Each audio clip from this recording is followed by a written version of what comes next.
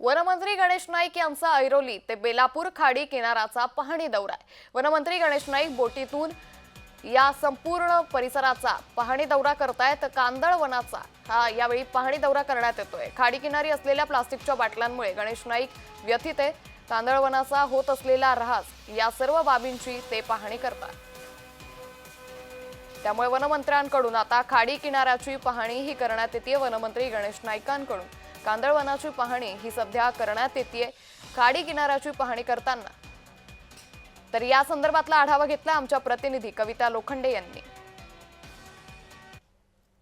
वनमंत्री गणेश नाईक यांनी ऐरोली ते बेलापूर असा सागरी खाडी किनारपट्टी जी आहे याचा पाहणी दौरा आयोजन केलेला आहे।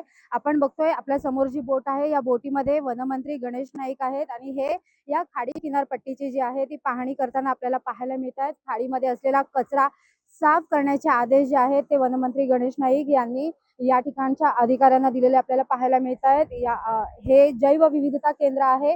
पर्यटन क्षेत्र म्हणून हे प्रसिद्ध व्हावं यासाठी काय काय उपाययोजना राबवण्यात येतील हे पाहणं महत्त्वाचं ठरणार आहे। एकंदरच पर्यटक जे आहेत ते मोठ्या संख्येने या ठिकाणी फ्लेमिंगो पाहण्यासाठी येतात। नवी मुंबई शहर हे फ्लेमिंगो सिटी म्हणून ओळखलं जातं आणि या ठिकाणी मोठ्या संख्येने फ्लेमिंगो जे आहेत ते पाहुणे म्हणून या ठिकाणी 8 महिने राहण्यासाठी येतात आणि त्यांना पाहण्यासाठी पर्यटक मोठ्या संख्येने या ठिकाणी गर्दी करतात।